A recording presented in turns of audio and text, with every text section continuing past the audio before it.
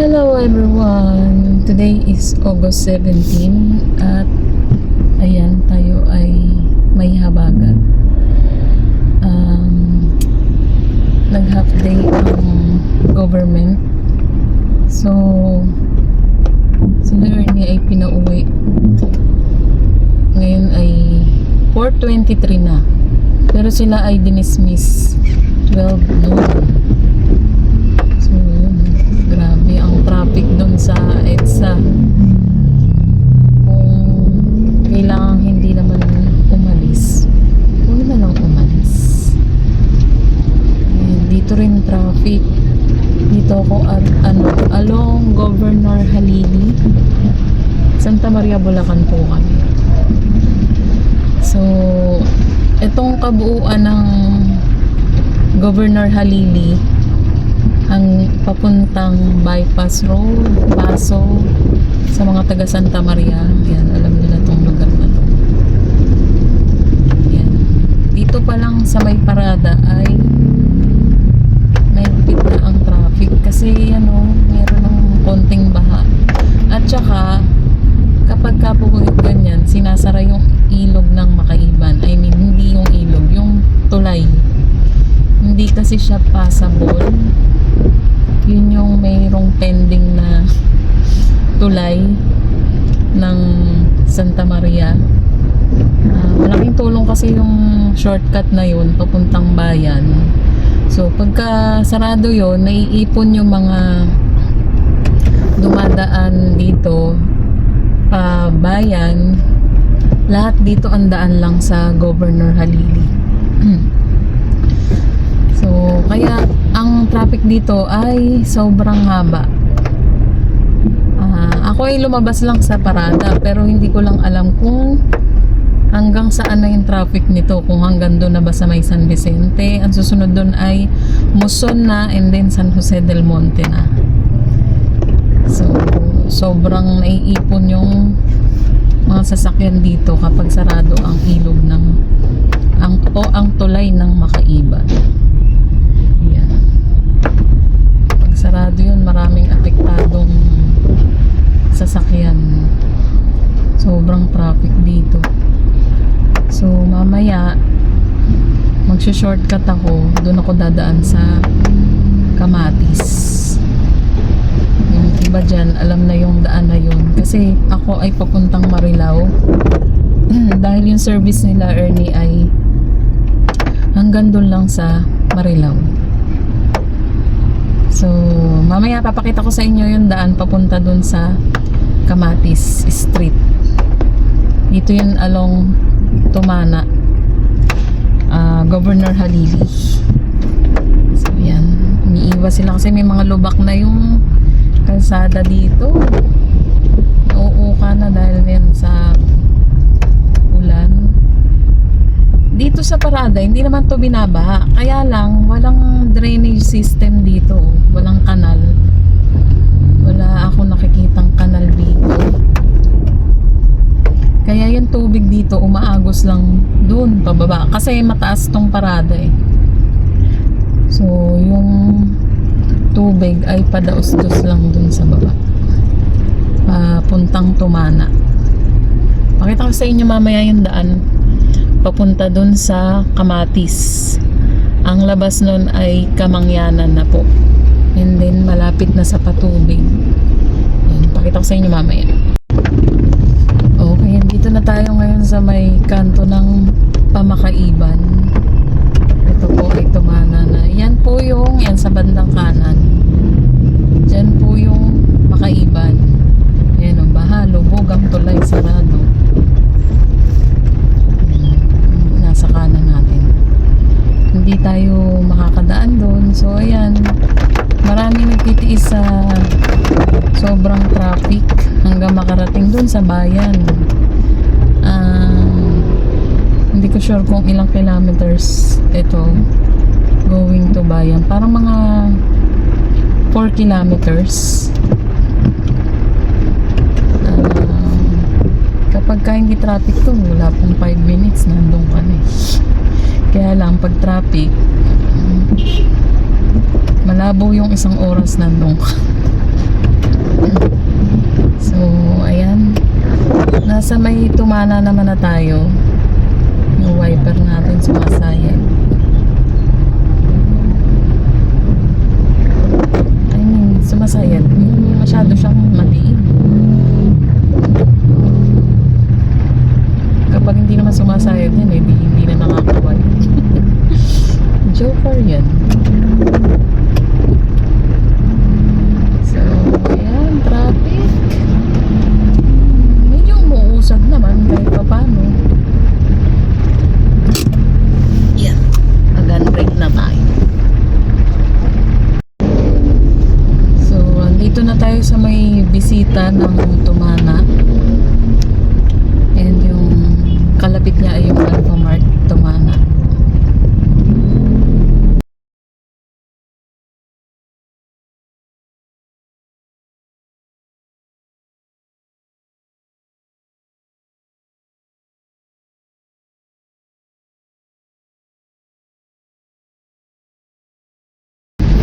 So, dito na tayo sa may Tumana. Bali, dalawang street na lang yata ay kakaliwa na ako. Yan, pag nakita nyo tong Alphamart, yan, malapit na yung Kamatis Street. Hindi ko to i-gatekeep. Kasi, yung ibang kailangan ng emergency na daan, baka makatulong to. Ang hindi lang maganda dito pagkagabi. Nasubukan kong dumaan dito nung gabi, nung isang araw. Na ganito rin ang panahon, umuulan. Sobrang dilim at saka medyo makipot talaga yung daan doon. And merong part na one way lang, hindi pwede sa lubungan. And para siyang pilapil. Nakasya lang talaga yung isang sasakyan. So, para sa mga takot sa medyo makikipot na daan, hindi ko siguro marirecommend to. Kasi lalo na nga pagkagabi, kasi sobrang dilim, halos walang ilaw doon sa looban. So yun, ito to, malapit-lapit na tayo.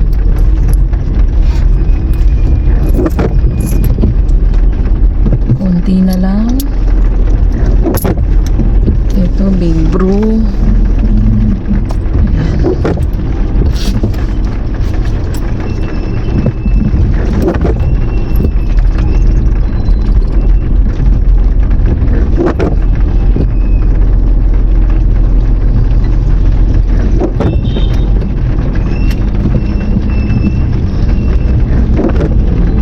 Ito, Mustasa Street. Itong nasa ating kanan.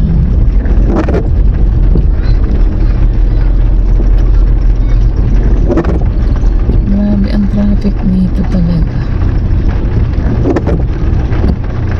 Marami rin kasi yung iba dito nag-reroute.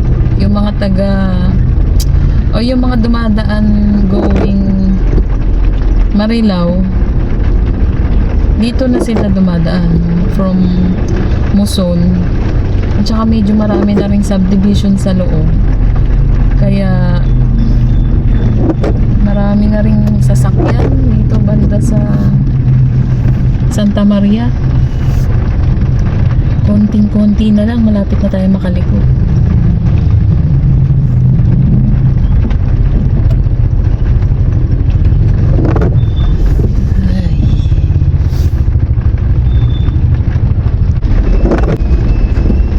Yung street before Kamatis is Sitaw, kung galing kayo ng Muson.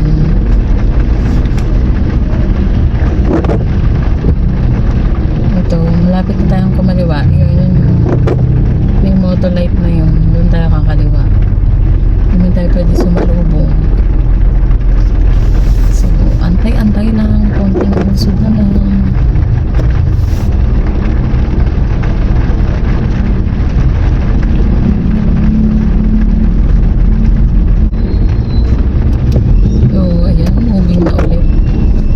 Pinopost ko po yung video kasi medyo matagal, hahaba yung video naka-post lang din naman tayo doon. So ito, liliko na tayo. Okay.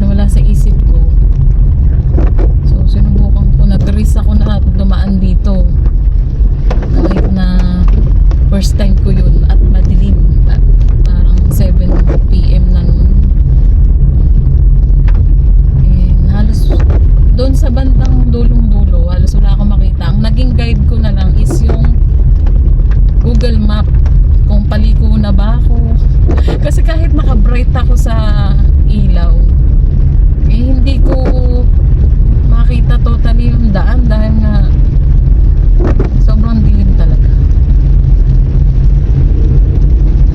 Pero dito, papasok sa loob, maganda yung daan, maganda yung kalsada. Nagbe-blur yata at nagmo-moist yung windshield.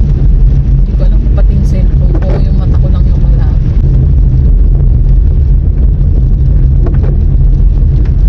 May isa pa namang shortcut dun sa may Buena Vista.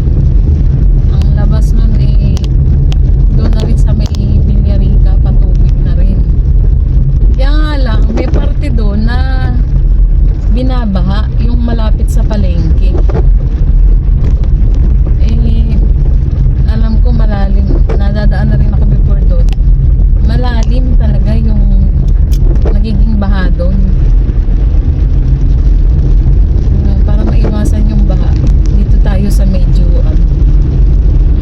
yun nga lang. Sa bagay, maliwanag pa naman. Maganda naman yung daan dito. Wag lang sobrang gabi. Kasi nga may part na one way. Hindi pwede salubungan. May mga nagbabantay naman doon. Nagsisenya sila, mga bata. Kung pwede kang dumiretso. Sobrang dilim na magpa 5 PM pa lang. Yung pabalik naman namin, pwede na kaming doon dumaan din sa Governor Halili. Kasi yung pabayan lang talaga yung problema na sobrang traffic. Pero minsan, traffic pa rin kahit pa uwi. Sa dami talaga ng mga may sasakyan na rin siguro. Tapos ganyan pa ang panahon. So ito.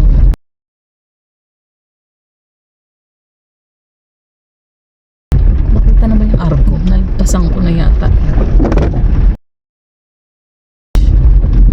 Bandang dulo nitong Kamatis, may village. Ito na yun. Nilalamig ako sa aircon. Kaya lang kasi, pag hindi ako nag-aircon, magmo-moist itong windshield. Lalo ako mahihirapan na mag-drive. Hinaan ko na lang.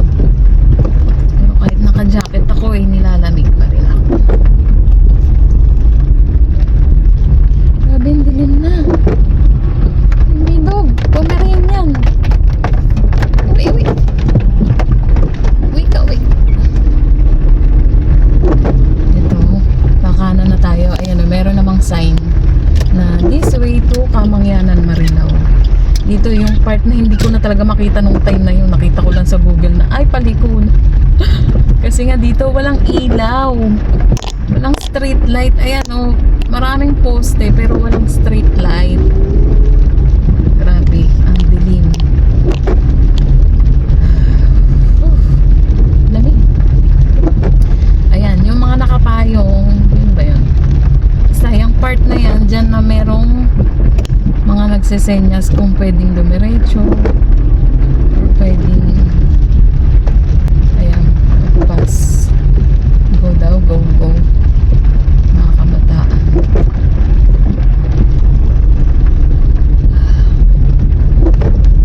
Ito, yan, looban talaga.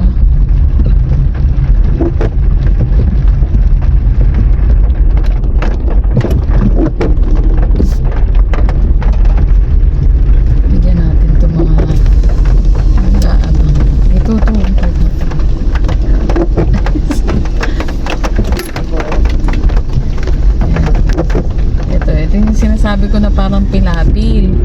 Ito kasi yung part na one way lang. May mga nag-guide. Kaya lang, nakakatakot pa rin dito pag gabi. Kasi wala talagang ilaw. Tapos ayan yung gilid niya ilog.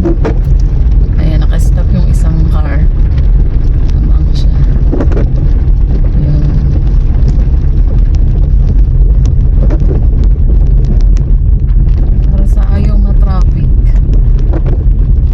Dahil pinakita ko to, marami nang dadan dito. Sana hindi naman maging traffic dito, no?